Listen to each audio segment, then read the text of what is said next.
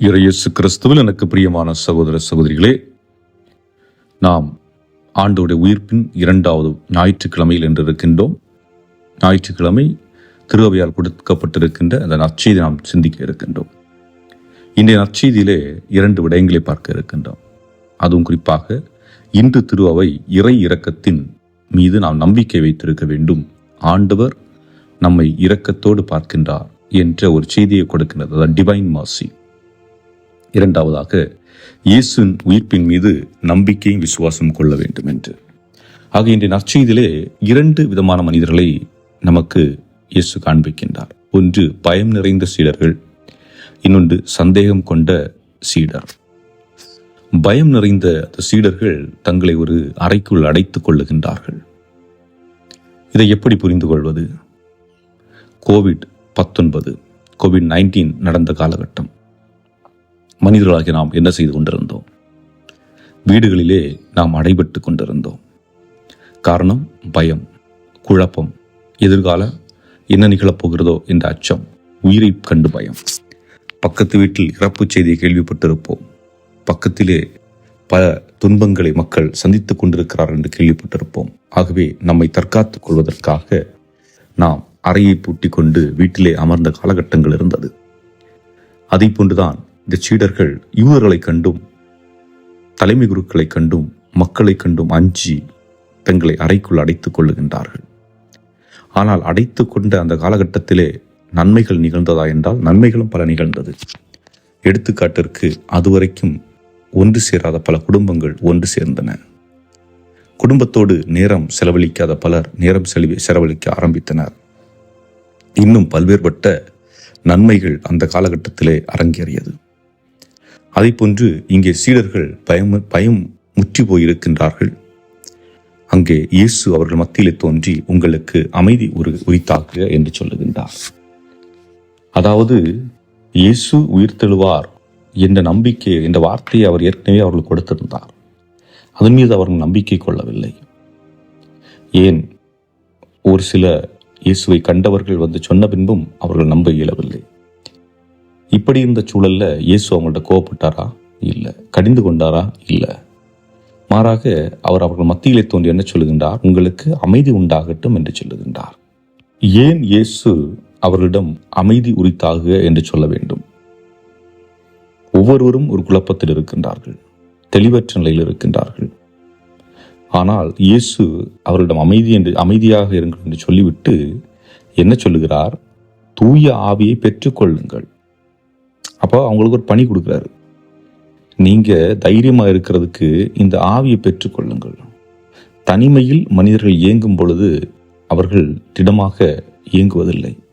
ஆக தூய ஆவியானவருடைய உடனிருப்பு தேவை. ஆகவே தூய ஆவியானவரை பெற்றுக்கொள்ளுங்கள். அடுத்து என்ன சொல்றாரு? பணியை கொடுக்கிறாரு. எவருடைய பாவங்களை மன்னிப்பீர்களோ அவர்களுடைய பாவங்கள் மன்னிக்கப்படும். எவருடைய பாவங்களை மன்னிக்காது விடுவீர்களோ அவர்கள் மன்னிப்பு பெற மாட்டார்கள். ஆக மன்னிப்பதற்கான ஒரு பணியை கொடுக்கின்றார். மன்னிப்பது என்பது என்ன? குணப்படுத்துதல். மனதில் இருக்கின்ற காயங்கள், மனதில் நாம் சுமந்து கொண்டிருக்கின்ற காயங்கள், அல்லது நாம் பலரால் காயப்படுத்தப்பட்டிருப்போம், அந்த காயங்களிலிருந்து விடுதலை கொடுப்பதற்கான ஒரு பணியை இயேசு அந்த சீடர்களிடம் ஒப்படைத்திருக்கிறார். அதைத்தான் நம்ம இன்னைக்கு என்ன சொல்லுவோம்? கன்ஃபெஷன் சொல்லுவோம், ரிகன்சிலியேஷன் சொல்லுவோம். அதை திருப்பலின் தொடக்கத்தில் வந்து பெனிடென்ஸ் அப்படின்னு சொல்லுவோம். பெனன்ஸ், நாம் செய்த தவறுகளுக்கு ஆண்டவரிடத்தில் மன்னிப்பு கேட்கிறது.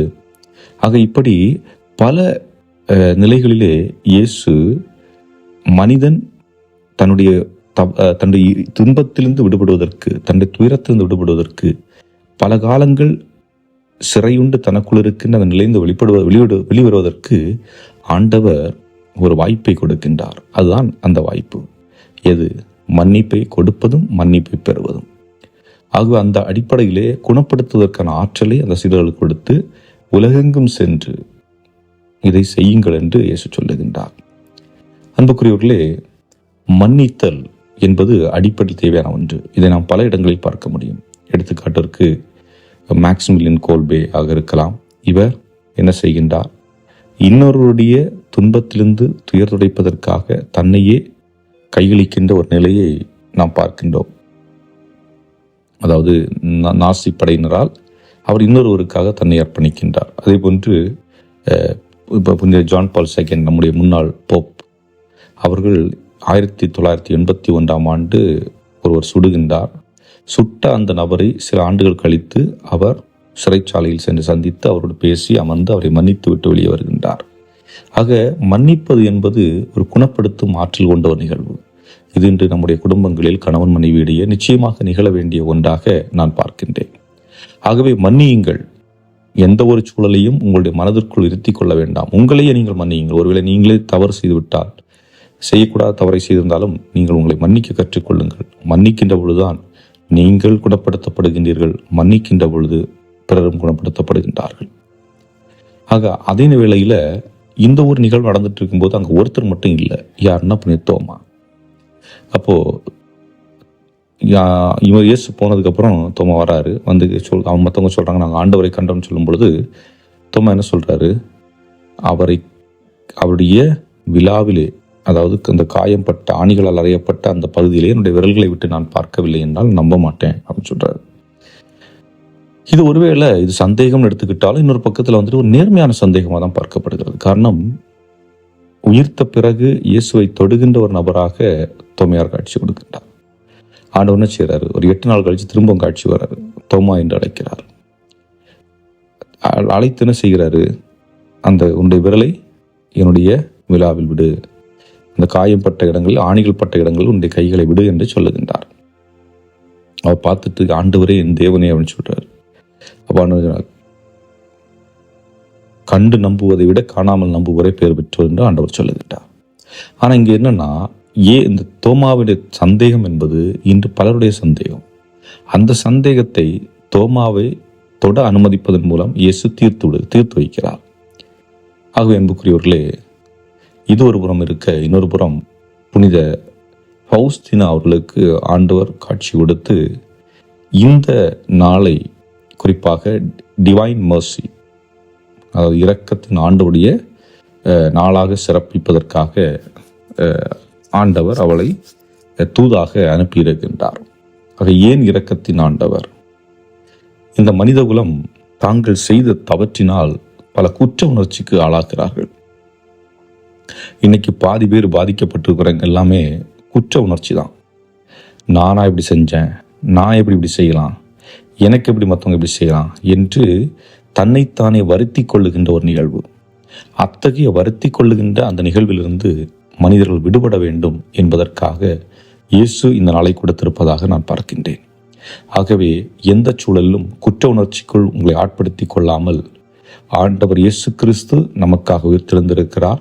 அந்த உயிர்ப்பின் வழியாக நாமும் உயிர்த்தெழ வேண்டும். நம்முடைய எண்ணங்களிலிருந்து, நம்முடைய சிந்தனைகளிலிருந்து நாம் விடுபட வேண்டும் என்ற ஒன்றை நம்முடைய உள்ளத்தில் இருத்தியவர்களாக தொடர்ந்து இந்த நாளிலே ஜெபிப்போம். இறைவன் நம் ஒவ்வொருவர் நிறைவாக ஆசீர்வதிப்பாராக. ஆமென்.